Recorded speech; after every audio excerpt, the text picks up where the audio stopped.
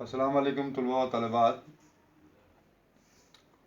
आज जमात चौथी जो हमने कल सबक पढ़ा था रास्ता चलने के कायदे, कल के वीडियो में, आज उसी के हम सवालात वगैरह करेंगे।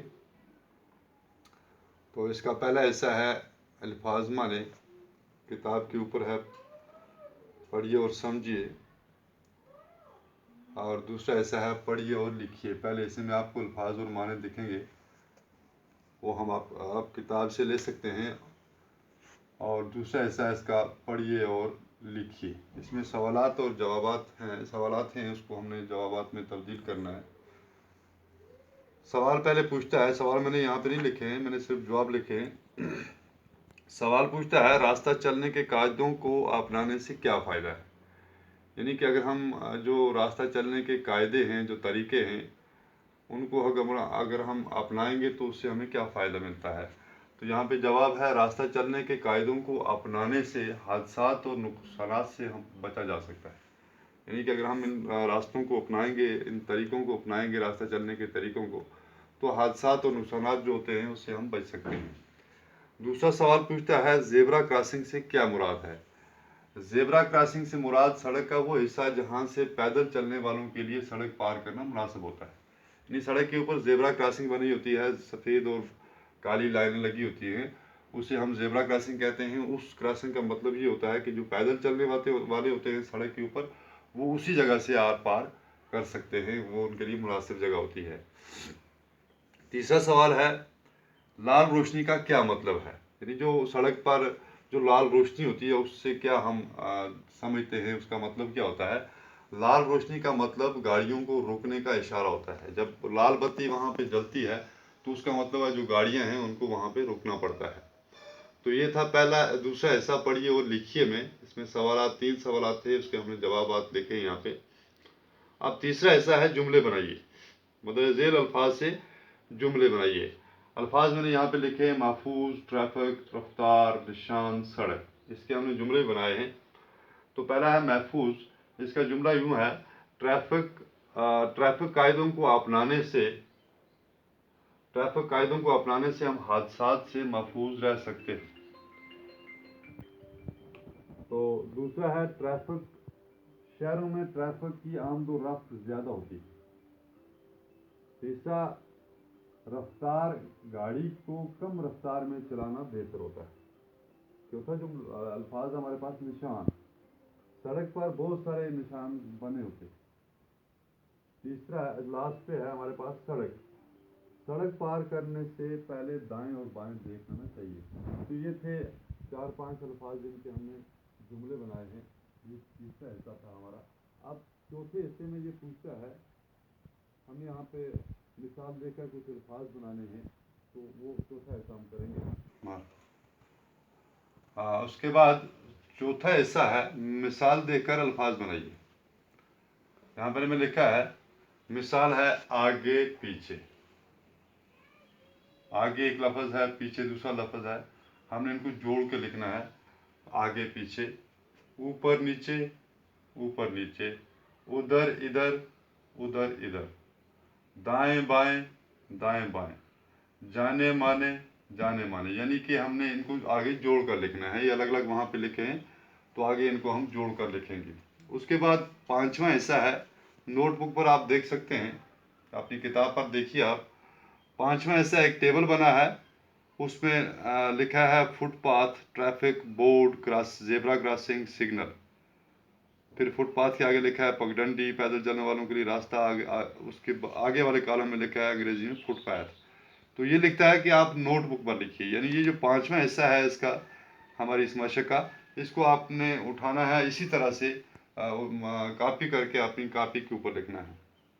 उसके बाद छठवां हिस्सा है अपने इलाके की किसी खास सड़क का हाल लिखिए। ये आपका काम है, आपको ये करना है। अपने इलाके की जो खास सड़क है, कोई उस सड़क की हालत लिखनी है, क्या हाल है उसका। और फिर एक घर से एक तस्वीर बनाकर लाइए जिसमें ट्रैफिक निशान को दिखाया गया हो। फिर आपको एक ऐसी तस्वीर बनानी है अपनी कॉपी के ऊपर या ड्राइंग शीट के ऊपर, उसमें ट्रैफिक के जो सिग्नल हैं, जो निशानात होते हैं, वो आपको बनाने हैं। आगे वाले एक सवाल में हम वो भी करेंगे। तो सातवां हिस्सा है इसका, जो हमने यहाँ पे करना है वो ग्रामर का थोड़ा सा पोर्शन है। ग्रामर के बारे में बताया गया है ज़मीर। ज़मीर किसे कहते हैं? ज़मीर क्या होता है? वो कलमा जो किसी इसम की जगह इस्तेमाल हो, यानी कि ज़मीर उस कलमे को हम कहते हैं जो किसी इसम की जगह यानी नाम की जगह पे इस्तेमाल हो।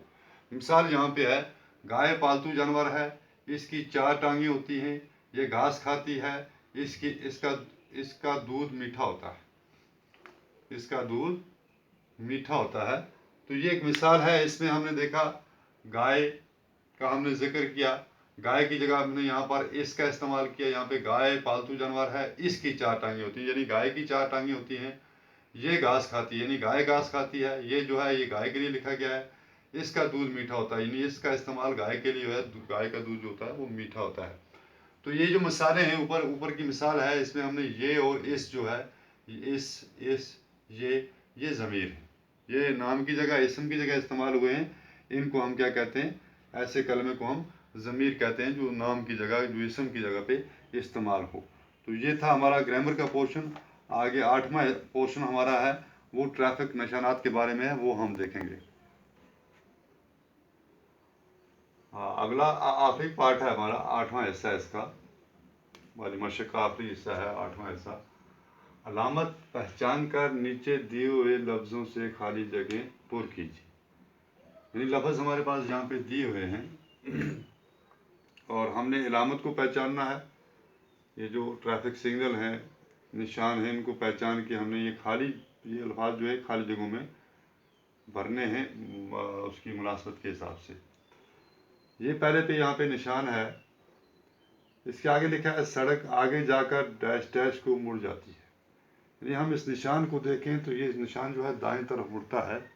यहाँ से इसका एरो जो है वो दाएं तरफ जा रहा है, तो जाहिर सी बात है यहाँ पे दाएं आएगा।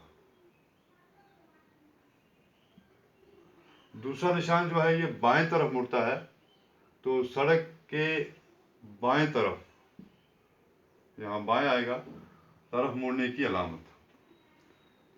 यहाँ पे आगे जो है ये निशान जो है ये चौराहे के लिए है, ये चौराहा चौक के लिए।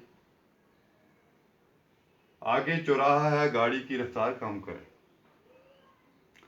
तो ये जो Z का निशान है यहाँ पे आप देखते हैं, तो ये Z का निशान, आगे सड़क टेढ़ी है, यानी कि आगे रास्ता टेढ़ा है, यहाँ पे टेढ़ा है हमारे पास, आगे रास्ता टेढ़ा है।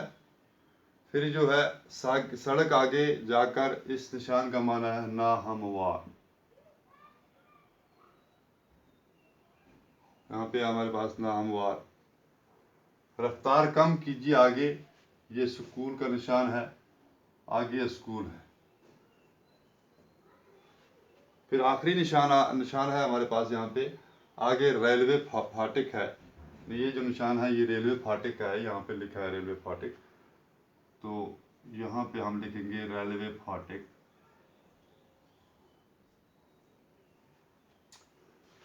तो ये था हमारा आज का ये जो रास्ता चलने के कायदे, उसकी पूरी मशक हमने यहाँ पे की। तो ये आपको अपनी कापियों पर लिखनी है, अपनी कापी बना के रखनी है और साथ साथ में इसको याद भी करना है, समझना भी है, पढ़ना भी है। तो ये आज का हमारा ये लेसन जो है रास्ता चलने के कायदे, ये मुकम्मल हो गया। मुझे उम्मीद है आपको समझ आई होगी। खुदा हाफ़िज़।